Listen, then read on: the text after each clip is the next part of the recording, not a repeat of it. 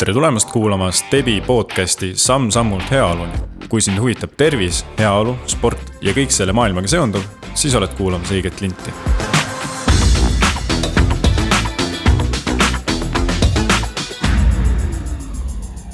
Tervitus, Ott jälle siin ja minu vastas istub Gerdu Lenear, kes on sellise ettevõtmise nagu Mindset Fitness eestvedaja, endine korvpallur ja põhimõtteliselt nii palju kui mina aru sain, koolitab teisi mõttemusklit suurendama ja kompab natukene selliseid mentaalseid piire inimestel ja näiteks ka sportlastel.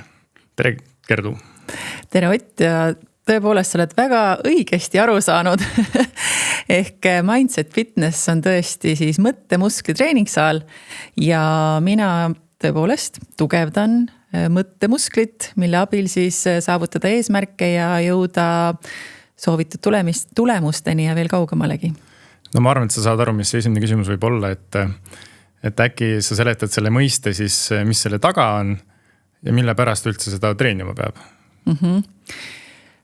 See siuke väike lugu sellega on tegelikult selline, et nagu sa mainisid, siis ma olen ka endine profikorvpallur, ehk siis kogu oma suurem osa elust õppisin ma seda, kuidas oma füüsilist keha treenida ja see sai mul väga hästi selgeks. Aga pea siuke 40-aastaselt avastasin ma siis, et mõttemuskel, ehk siis aju teisisõnu, on tegelikult samasugune lihas nagu piltlikult öeldes kõik teised ja seda saab ka tugevdada. Ja kui ma seda avastasin, siis ma tegin enda elus kannapöörde, mis tõttu ma jõudsingi kõikide teiste tegemisteni, millega ma ka täna tegelen. Ja siis ma sain aru, et tõepoolest, et kui mina ka veel ise spordiga tegelesin, siis sellest ma ei teadnud mitte midagi. Ja Mindset Fitness siis jah, tõepoolest ongi, nagu ma mainisin, mõttemuskli treeningsaal ja see tegelikult tähendabki seda, et mul küsitaksegi, et aga kuidas siis seda mõttemusklit treenida. Ja mulle meeldib öelda, et meie aju on tegelikult nagu superarvuti, mis on tulnud meile ilma kasutusjuhendita. Ja mina siis tegelikult õpetangi lihtsaid harjutusi, mis tegelikult loovad neuronite vahele uusi ühendusi. Ja mida rohkem sa neid ühendusi tugevdad, seda tugevamaks ka sinu mõttemuskel saab. Ma olen harjunud, et ajutreenimine tähendab seda, et me käime koolis kindlasti, lahendame võib-olla sudokusid ja siis sisuliselt sina ütleks, et seda annab ka veel kolmandat pidi nii-öelda tugevdada ja seda ka nagu sisuliselt kodust lahkumata.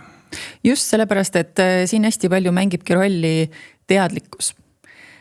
Ja kuidas erinevaid harjutusi üldse hakata tegema, imelihtsaid harjutusi ja kuidas need harjutused toovad edu, kas siis spordis, äris, eraelus, et mina õpetangi siis neid lihtsaid tehnikaid ja harjutusi, mis on, kõik on teaduspõhised ja mis on siis kas mulle endale või kellegile teisele juba tulemusi ja edu toonud. Aga enne kui me sellest võib-olla programmidest ja kõigest muust lähemalt räägime, et kui palju sina nagu ühes päevas võib-olla seda mõttemusklit treenid või see on juba sinu ellu nagu integreerunud nii kõvasti, et su mõtted ongi juba võib-olla õiges kohas kogu aeg, et see treenib ise ennast? Eks ta on selline järjepidev protsess.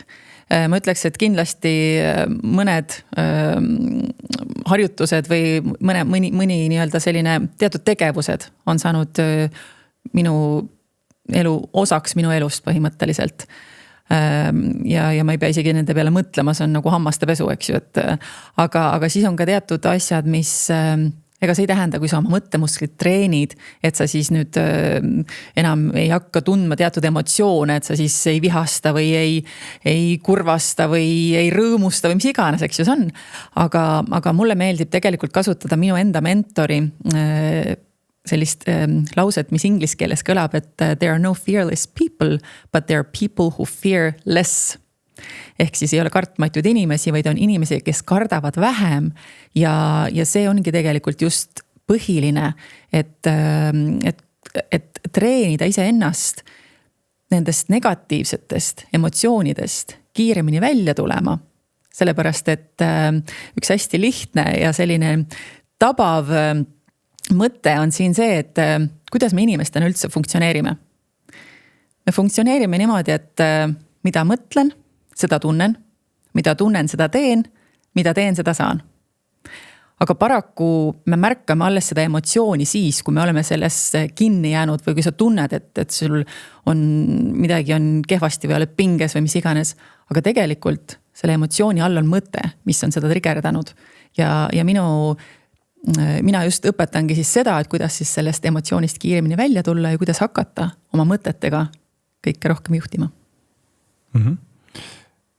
Nüüd sa ütlesid, sa olid ka profikorvpallur ja mängisid ka välismaal ja kui sa oleks teadnud kõike seda treenimist, mis sa arvad, mis efekti see sulle oleks näiteks karjäärile andnud või üldse nagu spordi vaatamisele või et spordi tegemine, et spordile mis sa arvad, kuidas see oleks sinu tulemusi mõjutanud võib-olla? Ma olen selle peale mõelnud ja kindlat vastus kindlasti ei saa olla. Ja kuigi tegelikult ma iseenesest tean seda vastust küll, sellepärast et need eesmärgid, mis ma endale oskasin seada, korvpallurina näiteks Ameerikas ülikooli korvpalli mängima minna, saada sinna täis stipendium, see mul õnnestus. Mul oli eesmärk Hispaaniasse korvpalli minna mängima, see mul õnnestus. Kuid ma ei osanud suuremalt sellel hetkel mõelda ja hiljem tagantjärgi ma sain teada, et see liiga ja see tase, kus ma ülikooli korvpalli mängisin, see oli põhimõtteliselt grammikene nii-öelda jäi puudu või oli nii-öelda madalam siis naiste NBA liigast, mis on siis eks ju kõrgem enam ei saa. Ja mis ma tahan öelda on see, et kui ma oleksin sellel hetkel teadnud seda, mida ma tean täna, siis ma oleksin võib-olla julgunud endale veel suuremaid eesmärke seada ja siis mul oleks olnud ka need tehnikad ja harjutused, kuidas ma oleks oma mõttemusklit saanud treenida ja kes teab. Ja sa keskendudki tegelikult hästi palju spordimõttemaailmale ka, just treenimise mõttes ja sa oled konsulteerunud tegelikult hästi paljude inimestega selle jaoks, rääkides ka Eesti tippsportlastest, et kuidas või mida nemad teevad.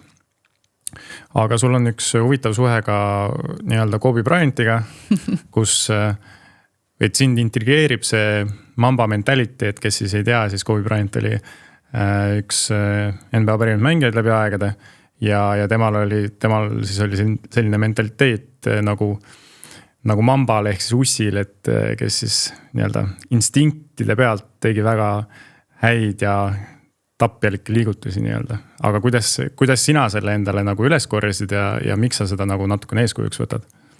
No Kobe Bryantiga muidugi mul on oma lugu üldse, et kui ma 1998. aastal Adidase tänava korvpalli MM toimus siis Pariisis ja Kobe oli siis tol ajal Adidase reklaamnägu ja koos Tracy McGrady'ga, kes on ka siis tuntud korvpallur, olid nemad sinna tulnud nii-öelda promoürituste jaoks ja oli üks showmäng ja siis mina ja üks mul teine eestlasest sõbranna osutusid siis nendeks õnnelikeks, keda Kobe valis enda vastu mängima, nii et siis mul on olnud au mitte ainult temaga kohtuda, vaid lausa tema vastu korvpalli mängida.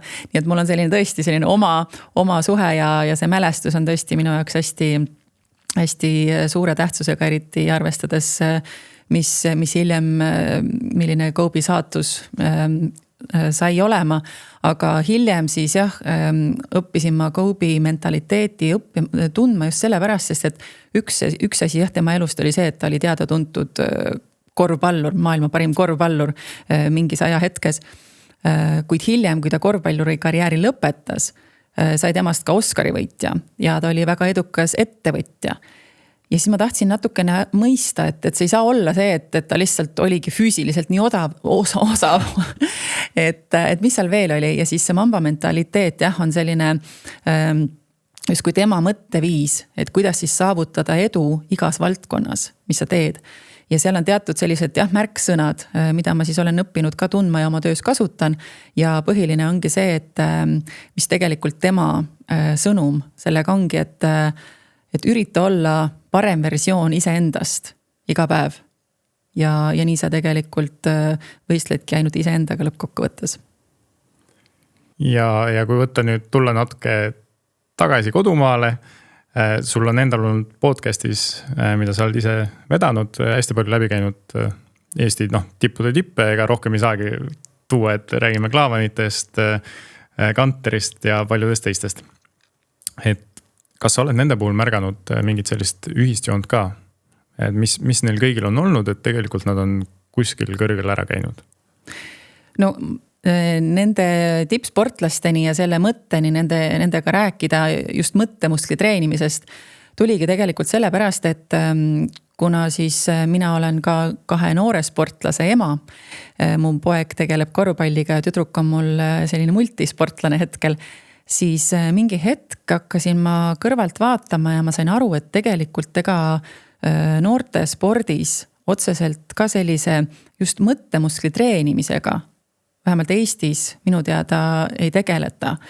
Jah, loomulikult on olemas spordipsühholoogid, kes mingis ajahetkes saavad sportlasi aidata ja neil aidata edu saavutada. Kuid see oligi põhjus, miks ma hakkasin just ka siis noortele sportlastele mõttemuskli treenimist tegema. Ja kuna ma leidsin igasuguseid näiteid just siis välismaiste sportlaste näol, Kobe Bryantist, Michael Phelpsini ja Serena Williamsini välja, siis ma tahtsin hakata leidma natuke käega katsutavamaid inimesi siit samast Eestist ja nii ma jõudsingi põhimõtteliselt nende samade nimedeni, kelle sa mainisid ja mis neil kõigil ühist on. Ühist ongi tegelikult see, et nad on kõik oma sportlaskarjääris edu saavutanud ka tänu sellele, et nad on oma mõttemusklit treeninud erinevate tehnikatega, mida nad siis jagavad. Nii et see oligi tegelikult põhjus, miks ma tahtsin hakata nendega rääkima, et tuua teadlikkust nii lapsevanematele kui ka noortele sportlastele, et tõepoolest, kui sa soovid edu saavutada, siis ainult füüsilise treenimisega paraku ei pruugi see päris nii minna. Meil on ka tegelikult vist ka mitu ju tegelikult tippsportlast, kes nüüd natukene on avalikult rääkinud sellest ja minul endal eredalt tuleb meelde kohe Maik-Kalev Kotsar, kes rääkis nii, et kuidas teda mitte natukene, vaid väga palju mediteerimine on aidanud ja ma ütleks, et see on ka omamoodi mõttemuskli ju treenimine selleks, et olla professionaalselt siis tema puhul korvpalliväljakul nii hea kui võimalik. Loomulikult Maik-Kalev oli ka minul üks vestluskaaslaseid ehk nagu mina nimetan neid oma saates abitreener. Ja mediteerimine ongi tegelikult konkreetselt üks tehnika, ta ongi üks harjutus nii-öelda, kuidas oma mõttemusklit treenida, sellepärast et eriti kui nüüd sõltumata sellest tegelikult, kas me räägime nüüd sportlastest, kas me räägime äriinimestest, kas me räägime ükskõik mis valdkonnast. Lõppkokkuvõttes on nii, et mõtted tahavad meil enamus ajast liikuda kas sellesse, mis oli või sinna, mis tuleb. Aga kui sa mõtled selle peale, mis oli ja sul midagi seal ebaõnnestus, siis sa ei saa mitte midagi enam muuta. Või kui sa mõtled selle peale, et mis tuleb, eks ju, et sa tahad võita, sa tahad mingi ettekande edukalt sooritada, siis jällegi, sa ei saa mitte midagi hetkel sellega peale hakata, ehk siis see tekitabki teinekord just ärevust. Aga mida mediteerimine siis aitab teha, ongi see, et ta aitab treenida seda, et sa üha rohkem suudad keskenduda olemasolevale hetkele. Ja kui sa seda treenid, siis sellel hetkel saad sa hakata midagi muutuma. Nii et tõepoolest mediteerimine, mis tegelikult ma tean, et on natukene sellise triggerdava nagu nii-öelda. Sõna ise on natukene. On triggerdav, eks? Sellel on nagu kõigil oma taust. Jaa. Aga jah. Et pigem tuleb, eks ju, nii-öelda mõeldakse selle peale, et mungad kuskil istuvad ja eks ju mõtlevad, eks ju, aga üks hästi lihtne viis, kuidas tegelikult mediteerimisega üldse alustada. Ja mina nimetangi tegelikult seda hingamisharjutuseks jällegi. Et sellepärast, et võtta nagu see mingisugune pressure sealt maha, ongi see, et lihtsalt leiad väikse koha, paned silmad kinni ja näiteks paned endal kella või mis iganes, kui sa saad, eks ju, et sul paned endal nii-öelda 2 minutit, paned kuskil niimoodi, et sul siis nagu tuleb märguanne, et see aeg on läbi, sest muidu sa ju pead kogu aeg jälgima aega. Ja see 2 minutit, sa lihtsalt keskendud sellele, et sa keskendud oma hingamisele. Nina kaudu hingad sisse, suu kaudu välja, tunnetad, kuidas õhk on tavaliselt külmem, kui sa hingad sisse. soojem kui hingad välja ja loed 10-ni, ehk siis teedki nagu nii-öelda 10 hingamist. Ja kui sul 10 saab täis, siis hakkad jälle ühest pihta. Ja mis tihti juhtub, ongi see, et ma olen ise ka seda teinud, et äkki märkad ennast, et sa oled juba kuskil 15, 18, eks ju 20 ja siis saadki aru, et näed, see mõte läks juba jälle rändama, aga siis ei olegi midagi. Siis saad aru, ma läksin sellest 10 üle, ma toon jälle ühte tagasi, eks. Ja see on väga lihtne viis tegelikult, kuidas seda sama hetkes olemist treenida, mis annab sulle võimaluse teha hetkes paremaid otsuseid. Aga näiteks kõik need abitreenerid, kes sul on kohal käinud, siis me küll leidsime, et mis neil on ühisosa, aga mida sina neilt õppinud oled? No ma arvan, et igal ühel on neilt palju õppida, sellepärast, et juba nende saavutuse, mis nad elus on saavutanud, on ilmselgelt märkimisväärt. Aga kindlasti nende puhul ma arvan, ongi see, et ikkagi selline järjepidevus, ma arvan, et selliste tulemuste saavutamiseks nagu näiteks Ragnar ja Gerd Kanter ja tõepoolest mitmed teised veel, kes mul seal on käinud, selleks peab olema ikka päris korralik järjepidevus, et sa teed neid samu asju sõltumata sellest, mida sa tunned siis. Just, et eelmises episoodis või osas käis Ott Kiivikas rääkimas, temal oli väga pikk karjäär tänu sellele, et ta lihtsalt tegi ja tahtis seda väga ja kindlasti ma olen kuulnud ka, kuidas Raul Rebane on rääkinud Gerd Kanteri rutiinidest ja sellest, kuidas sellest väga palju välja ei mindud, et sest see oli see võib-olla Gerdi meditatsioon või meditiivne koht, et saada paremaks. Aga kui jätta nüüd profisport kõrvale, et ütleme, mina olen amatöörsportlane, mängin korvpalli, käin jooksuvõistlustel, midagi sellist, aga natukene on tuhin ikka sees. Et kas näiteks seda kõike mindseti, mis sportlastel on, saab kanda üle ka nagu amatöörsporti ja et kui me paneme mõtted ja pea sinna taha, et kas amatöörsportlane saab ka sellest võita? Kindlasti mitte ainult amatöörsportlane, vaid mis iganes valdkonna inimene. Sellepärast, et ma just hiljuti käisin ERR-is koolitust tegemas ja tõin samamoodi paralleelseid näiteid sportlastest, mida ma siis andsin edasi seal näiteks. Ehk siis lõppkokkuvõttes just nii, nagu ma kirjeldasin, et kuidas me kõik inimestena funktsioneerime. Samamoodi mõttemuskli treenimine ongi tegelikult see, mis aitab sul enda valdkonnas just soovitud tulemusteni jõuda või vähemalt oma sooritusi parandada. Sest et alateadvus juhib meid 98% ajast, mis tähendab seda, et sa ei ole tegelikult teadlik nendest mõtetest, mis sul siin peas genereerivad ja kui sa ei ole teadlik, siis sina reageerid ainult nendele emotsioonidele. Ja kui su peas ongi sellised mõtted, et kas sa hakkad milleski endast kahtlema, sul on mingid hirmud või sa arvad, et sa ei ole selleks võimeline, siis see loobki sulle vastava emotsiooni, sa hakkad kõike seda tundma, vastavalt sellele hakkad sa käituma ja see loobki tulemuse. Ja kõigele sellele lisaks veel on ka enesetakistus, mida ma siis enda magistritöös väga süvitsi uurisin, mis siis tegelikult on siis, kuidas hakatakse ennast erinevate hirmudest kaitsma. Sa mainisid ka enne noori, et noori on juba võimalik hakata nii-öelda heas mõttes suunama siis enda mõtteid mõtlema ja treenima. Mis on see võib-olla vanus, kust alates võiks hakata see toimima ja mis on sinu nagu kogemus või tagasiside sellest? No mina näiteks see suvi käisin treenimas selliseid 10–12 aastaseid korvpallipoisse.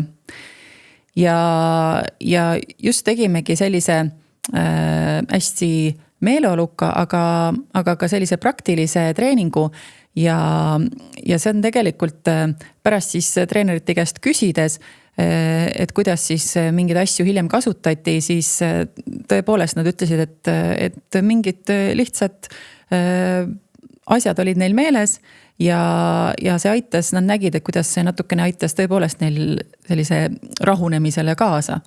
ja teine näide on mul see, et kui ma eelmisel hooajal tegin koostööd siis enda poja korvpallitiimiga 14-15 aastased poisid.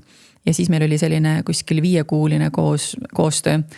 Ja selle tulemusena vaatasime treeneriga hooaja lõpu statistikat ja vabavisete protsent paranes 26%, nii et jällegi poisid õppisid tehnikaid, mida nad said koheselt rakendada ja see ka tõi tulemusi. Sest ise teades, et vabaviskejoonel on viskamine on kõige lihtsam asi, aga sisseviskamine ja sellega, et sa oled seal üksinda ja nii edasi, et see võib hakata sööma. Just, sest kes sind takistab vabaviset ajal peale sinu enda. Sa oled harjunud platsi peal tegema kõiki otsuseid täpselt sellega, mis su alateadus ütleb, nagu oli 98% ja nii nagu õpetatud on, aga seal sa oled justkui üksinda ja jõuad kõik läbi mõelda enne, kui sa selle viske sooritad. Siinkohal ehk sa oskad ise seda võib-olla veel täpsustada, aga mul jäi kõrvu sinust ühest podcastist see, et kuidas sa soovitasid ühel poisil oma lemmikloo peale mõelda ja seda laulma hakata. Ja ma ütlen ausalt, et järgmisel loo ajal ma kindlasti proovin selle ära, sest juba kontorilaua taga istudes see tundus täpselt selline asi, mis kustutaks ära need mõtted, et ma ei tea, mitmes vabavises üldse on või palju nüüd on aega mängida ja mis küll arvatakse kui mööda või mis siis kui sisse, on ju. Et see juba tundus väga intrigeeriv ja selle ma teen kindlasti ära. Aga küll me jõuame võib-olla ka rääkida täpsustavalt, mis on veel sellised väiksed timpe. Aga vist oli mul õigesti jutt meeles vähemalt. Jaa, see on tõepoolest üks selline vahva lugu oli ja siis väljakutse vastu võetud, nii et anna mulle teada. Et ühel siis poisil, minu poja tiimikaaslasel olime Riias võistlustel ja vaatasime mängu ja vabavisked läksid mööda. Ma ei tea, 5 või paljud pani neid mööda ja siis peale mängu ma läksin ta juurde ja ütlesin, et kuule, et mis sul lemmiklaul on? Vaatame, mis asja on ju. Ma ütlesin, et nii järgmises mängus Ümise oma lemmiklaulu peas vabavisete viskamise ajal. Ta mõtles, et okei, nii. Siis järgmine mäng pani vist 5-5 need vabavisked. Küsisin, mõtlesid või? Toimis küll. Et tegelikult mis seal all nagu ongi see, et see aitabki jällegi selles mõttes sellelt fookuse ära viia, sellelt pingelt ja keskenduda protsessile, mitte siis tulemusele. Sest profispordis ka me diivani pealt vaatame, jällegi korvpalli näiteks tuues või ka tegelikult võime ju penalteid või kõike näiteks tuua, et kus võimalik on, et sa trennis lööd 199 penaltid sisse või vabaviskad kõik ära, aga siis tuleb publik taha ja sa viskad 50%-ga ja võib-olla mõni hooaeg on 50, teine päev 80 ja siis on jälle 40, et ei ole võimalik, et kõigub nii kõvasti, kui sa tegelikult oskad. Aga kindlasti sellised asjad mängivadki siis just lõpuks rolli. Need hakkavadki rolli mängima siis, jah. Just. Aga nii, noortest saime räägitud, tippsportlastest ka, aga just sel nädalavahetusel oli selline äge üritus teil Combat Ready'ga koostöös siis, et isad ja pojad. Äkki sa seletad lahti, mida isad ja pojad koos said teha või kuidas sina sinna puutusid üldse? Ja hea meelega, sest et see oli tõesti meil esmakordne sellelaadne üritus, kuna siis Mindset Fitness üldjuhul meil on siis erinevad kas siis koolitused, mida me pakume ettevõtetele, sporditiimidele, veebitrennid ja koolitused, aga siis on meil ka sellised eriüritused. Ja varasemalt on üks selline väga hästi käivitunud ürituste sari nagu Restart, mis ongi siis minu ja Kertu tänava ühisüritus, mis on suunatud naistele. Ja siis äkki tekkis mõte, et naistel on selline äge üritus olemas, et võiks midagi ka meestele siis nüüd leida. Ja niimoodi mul nii-öelda need mõtted tööle läksid ja abikaasa tegelikult näitas mulle ühte sellist ägedat bootcampi, mis toimus USAs, mis oligi just suunatud siis isadele ja poegadele. ja vahetult enne seda oli mul õnnestunud Combat Ready juures käia ka koolitust tegemas, ehk siis mul oli ka nendega esimene kontakt loodud. Ja kui ma seda nägin ja oma Combat Ready kontakti peale mõtlesin, siis ma sain aru, et nüüd on mul täpselt teada partner Eestis, kellega ma tahan selle idee ellu viia. Ehk siis sealt see idee sai alguse ja tõepoolest mõte oli siis selles, et luua isadele ja poegadele selline 24-tunnine väljakutse. Et mille põhieesmärk oli see, et mis aitaks nende omavahelist suhet tugevdada, ületades siis erinevaid väljakutseid. Ja oligi siis eesmärk selles, et kõik paarid, kes siis startisid, jõuaksid ka 24 tundi hiljem hommikurivistusele ja need, kes ei jõua, need siis ei ole väljakutsega edukalt lõpetanud ja suur rõõm oli tõdeda, et kõik alustanud paarid väga väsinult, aga õnnelikult ka siis sealt metsast välja jõudsid, nii et see oli tõepoolest väga vinge asi. Aga kindlasti on veel vara natukene selliseid jooni tõmmata või tulemusi nagu tuua, aga mis on olnud see tagasiside kas või ennast peegeldades, et mis määral see neid isasid ja poegi nagu siis lähemaks tõi või kuidas see neid aitas? Ja põhilised, ütleme sellised nagu märksõnad.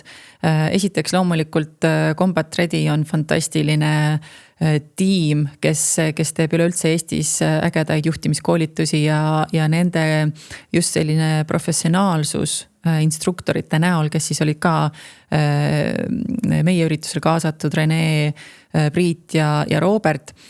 See sai väga suure positiivse tagasiside osaliseks, sest et tõepoolest nad oskasid väga hästi just isasid selles mõttes erinevate tööriistade ja tehnikatega toetada, sest põhifookus oli sellele, et isa peab laskma pojal juhtida.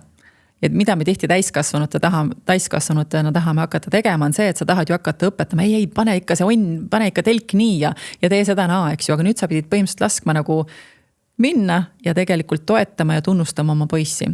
Ja mis seal tegelikult veel esile tuli see, et üks konkreetne ülesanne oli siis köiega laskumine. Ja kuidas siis näiteks üks 11-aastane poiss põhimõtteliselt vist 30 minutit oli seal üleval ja ta julgenud alla minna.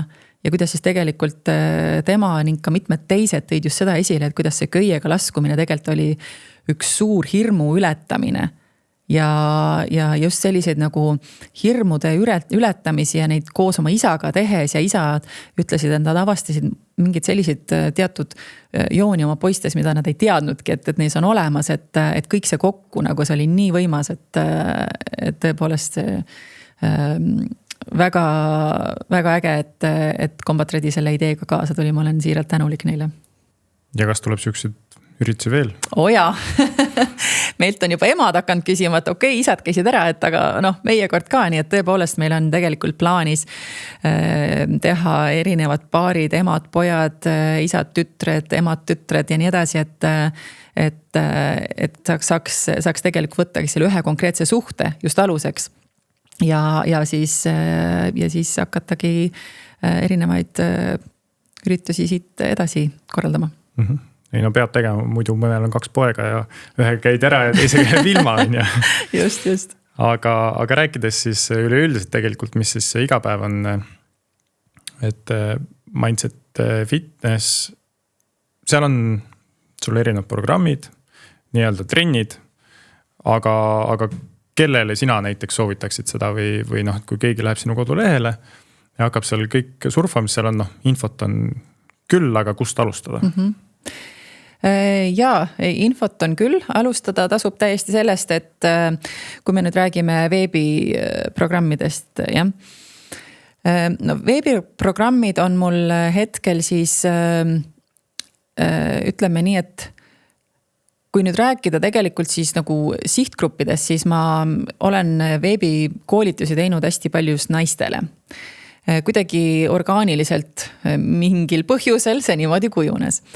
ehk siis tõepoolest naised saavad sealt väga palju erinevaid, alustades siis selliseid lihtsaid webinaare, mis ongi siis kas mõttemuskli treenimine või kuidas oma lapse mõttemusklit treenida. Ühes webinaris me tegime seda koos minu tol ajal siis 7-aastase tütrega.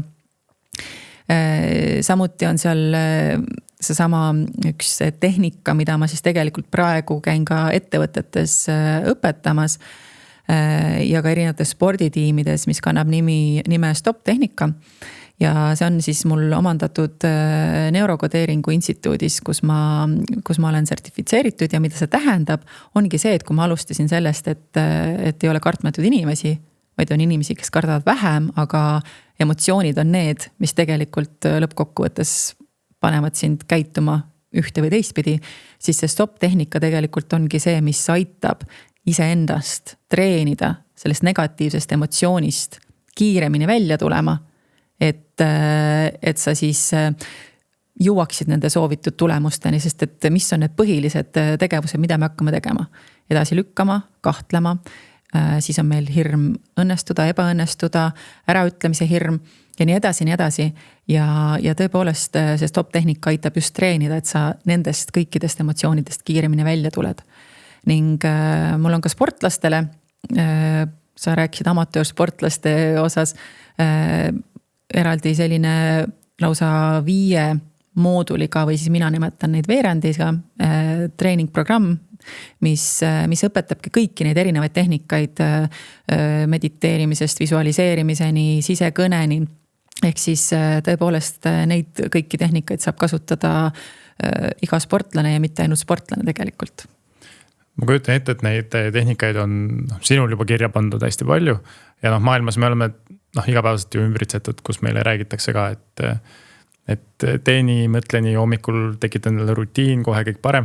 Kõike me ei saa, see on vist kindel nüüd, et kõigega me kaasa ei saa minna, kõike me oma jaoks üdini positiivselt ei saa teha, aga just mis on see võib-olla, mis sina välja tooksid, mis on kõige lihtsam võib-olla millega alustada, et sa rääkisid sellest hingamisest, see on tõesti lihtne, aga sa mainisid ka siin näiteks visualiseerimist või midagi sellist. Visualiseerimine tegelikult on üks siuke keeruline sõna sellele, et tegelikult me kõik teeme seda. Ja kui sa praegu lihtsalt mõtled minuga kaasa ja sa kujutad endale ette näiteks, et sinu ees on viil lõigatud sidrunit ja sa võtad selle sidruni ja ammustad seda. Ja jälgi nüüd, mis sul praegu toimub, eks ju? Ma tunnen seda. Sa tunned seda, eks sa tegelikult praegu visualiseerisid seda. Ja mis meil tegelikult selle visualiseerimisega juhtub, on see, et lõppkokkuvõttes aju ei tee vahet sellel, mis on päris või sellel, mida sina endale praegu, nagu sa seda sidruni ammustamist ette kujutsid nii elavalt. Su keha reageerib kohe sellele, sest et sa kujutsid seda endale ette. Ja kõik need, ütleme siis need erinevad olukorrad, kas me räägime näiteks spordist, ütleme sellest vabavisetest, on ju, või me räägime näiteks ärikontekstis mingisugusest olulisest läbirääkimisest või ettekandest, kus sa tead, et sul tegelikult tuleb selline närv sisse, siis kõiki neid erinevaid olukordi on võimalik endale visualiseerida, sellepärast et see tekitab sinu ajule sellise tunde, et sa oled juba korra seda teinud, eks.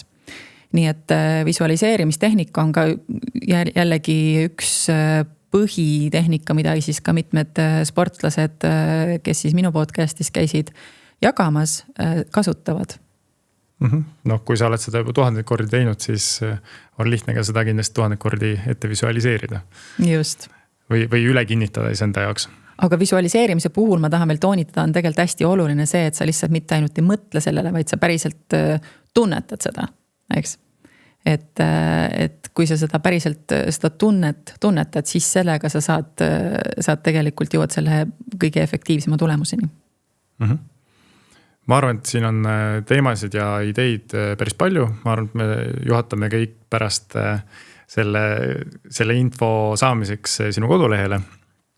Aga teeme siia lõppu ühe lihtsama sellise vooru, mis käib sinu kohta. nii ma olen iga külalisega teinud ja kuidas saaks ka täna mitte. Et mina küsin su käest lihtsa küsimuse. Sina vastad nii lihtsalt või pikalt nagu sa tahad, aga pigem esimene mõte, mis tuleb sellega. Ehk siis nagu sa tead, Stebi on väga heaolu täis keskkond, et mis on sinu jaoks igapäevaselt heaolu? Vabadus otsustada, kuidas ma oma aega ja kellega ma seda vedan. See on uus nurk külalistelt. Väga tore. Kas sul on äkki mõni reisi sihtkoha soovitus või sa visualiseerid kõiki neid kohti endal kodus ette? Vaata, kui hea võimalus käia igal pool reisida, eks ju? Ma arvan küll, jah. Vaatad filmi ja pärast mõtled üle veel. No mina ei saa üle ega ümber, ma tean, et see ei ole kindlasti midagi väga eksootilist, sest et need siuksed eksootilised sihtpunktid on meil plaanis. Aga minu ikkagi kõige sellisem mälestusväärsem kogemus on olnud Itaalia ja Toskaana, et see oli minu jaoks ikkagi üks väga võrratu koht. Ja ma arvan, et sa ei ole ainus, kes nii arvab. Ehk on sul üks podcast soovitus. Mina teen ühe ära, et see oleks sinu oma. Ehk siis minge kuulake, leiate selle kindlasti. Ma ei tea, mis nimel see lõpuks sul oli, peast ei oska öelda äkki kinnitad. Jaa, nüüd on see Mindset Fitness podcast, sest et see podcast ongi ka nagu nii-öelda minu lugu, et see alguse saabki sellest, kuidas ma nii-öelda alustasin ja siin ongi nimi on korduvalt muutnud, sellepärast, et me muutumegi pidevalt. Aga nüüd kannab see nime Mindset Fitness. Just, et mina soovitan seal tõesti on kõikide sportlastega võib-olla seda külge avatud, mida nad igapäevaselt ei räägi sulle teleintervjuus. Aga just sinu poolt äkki, mida siis, mis aitaks kaasa võib-olla ka fitnessile, mindsetile. Kas see peab olema Eesti podcast? Ei pea, ei. Sellisel juhul minule väga meeldib Mel Robbins. Tema on minu jaoks ka üks selline naine, kelle tegemistega ma ennast kursis hoian ja keda ma jälgin, sest et mulle meeldib tema puhul just see, et ta teeb sellised ka teaduslikud teemad lihtsasti mõistetavaks ja see on ka minu eesmärk, et oma töös just sellise teaduspõhiseid teemasid teha võimalikult lihtsaks ja minu meelest temal õnnestub see väga suurepäraselt. Ehk soovitad sa ühte aktiivset liikumisviisi või spordiala, mis sinu silma särama paeb, kas endiselt näiteks korvpall paeb särama? Mina avastasin enda jaoks pilatese ja seda just siis koroona ajal ning just hetk tagasi enne kui stuudiosse tulin, tegin taaskord kodus Kertu tänava pilates, sest et seda saab teha online'is, nii et minu jaoks on praegu pilates see, mis paneb mu silma särama. Äge. Ja ehk me rääkisime enne sellest 2 minuti hingamise harjutusest, aga äkki sul on üks harjutus veel mõttemuskli treenimiseks, mis ei ole võib-olla selline või millel just on nagu selline kindel juhis, et näiteks täpselt ärkad üles ja pead või see on õige hetk näiteks nendele asjadele mõtlemiseks või mis on sinu võib-olla selline go-to mõttemuskli treenimise harjutus? Minu reegel number 1 on see, et hommikul ärgates vähemalt esimesed 30 minutit ei võta ma endale telefoni kätte. Sest et mis juhtub siis, kui sa võtad endale telefoni kätte ja hakkad sealt kas siis lugema oma e-maile, mõtled, lähen viskan pilgu peale sotsiaalmeediasse, sa alustad oma hommikut koheselt teiste inimeste vajadustega. Sest mis sulle telefonis vastu vaatab? Sul vaatab vastu kõikide teiste soovid, nõudmised ja nii edasi. Ehk siis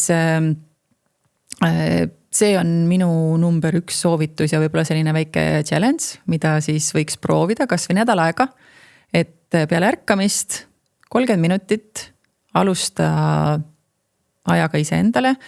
Kui sul on pere, siis võid sa ärgata üles kas või 15 minutit varem, et sa saaksid näiteks nautida oma hommikukohvi niimoodi, et sa jood oma kohvi ära ja siis hakkad kõikide muude tegemistega toimetama. See on minu jaoks hommikurutiini rakendamine üldse on minu jaoks olnud elu muutev. Ja selle kohta muideks on mul ka Võida hommik, Võida päev täiesti eraldi webinar saadaval. No vot, ja põhimõtteliselt vastasid ka minu sellise viimase küsimuse alati ära, et aga äkki sul on siia lisada midagi uut, et ehk on sul üks rutiin, mis annab sinu igapäevale midagi juurde ja hoiab värskena, et mida sa alati teed. Aga see oli muidugi praegu väga hea näide. Ehk on sul veel mõni selline, kes meil siin kõverdab varbaid kindlasti näiteks hommikul ärgates ja nii edasi? No minu hommikurutiin ongi tegelikult välja kujunenud ka puhtalt erinevate hommikurutiinide katsetamise pealt, küll Robin Sharma 5 AM Club ja nii edasi. Aga ma leidsingi enda jaoks sellise jällegi suhteliselt lühikese, efektiivse. Ja nagu ma ütlesin, sellega saab tutvuda siis juba mul ka kodulehel ja webinaris. Küll aga, mis ma tahan siit nüüd eraldi välja tuua, on see, et minu hommik algab tegelikult eelmise päeva õhtul. Ehk siis ma vaatan enda järgmise päeva plaanid üle juba eelmise päeva õhtul, et kui ma hommikul ärkan, siis ma tean jällegi, millel mu fookus on. Niimoodi ma tegelikult päris tihti kirjutasin ka just oma magistri lõputööd, et siis ma muidugi ärkasin varem üles kui kõigest 15 minutit enne lapsi. Aga tõepoolest, kui ma tean, mis mul nagu see järgmise päeva fookus on juba eelmise päeva õhtul, siis see aitab kogu päeval jällegi rohkem esiteks produktiivsem olla. Ja minu jaoks on ka hästi oluline, et mul on nii-öelda mu aeg on nii see, mis ma siis panustan tööalaselt kui ka oma perega, et ma ei istuks õhtuti pereaja arvelt siis arvutis. Et see annab mulle ka selle võimaluse, et ma tean, et näiteks kell 7 läheb arvuti ära, siis on pereaeg, sest et mul on see niimoodi eelmisel õhtul ette planeeritud.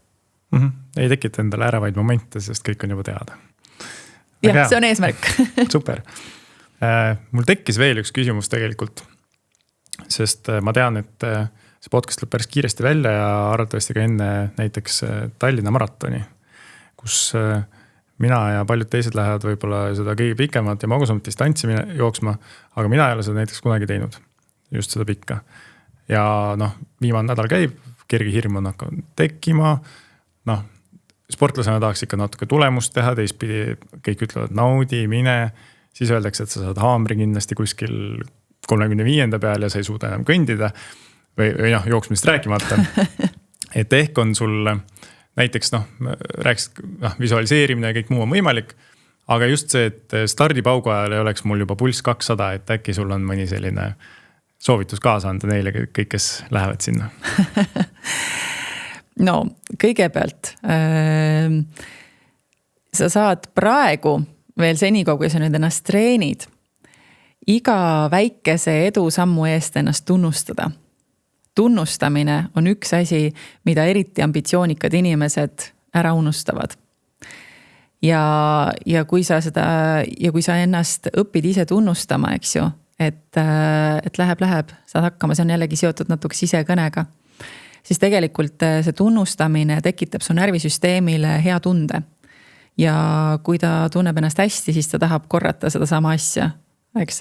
Ehk siis jällegi, kuna inimestena me liigume nii-öelda, eemaldume sellest, mis tekitab meile halva tunde, ehk siis kui sa sinna starti juba lähed selle mõttega, et järsku mulle pulss on ju kohe mingi 200 peale, eks ju, sa juba tegelikult lood endale nagu seda tunnet, et see saab olema raske, on ju. Aga jällegi, võtad endale, et okei, ma saan sellega hakkama, ma olen praegu nii palju treeninud, eks ju, ja siis pidevalt ennast tunnustad, siis see näitab seda, et sa tegelikult tahad liikuda selle suunas, mis paneb sind siis hästi tundma, nii et enese tunnustamine. Olgem rõõmsad ja positiivsed seal kell 9 hommikul ja innustame teisi ka, siis ei pea kõik seda koormat enda peale võtma, et ainult ennast innustada. Aga olgu, sellisel juhul mina tean, et Mindset Fitnessi leiab Stepist kindlasti. Sina võid öelda, kust veel lisaks? mindsetfitness.ee just.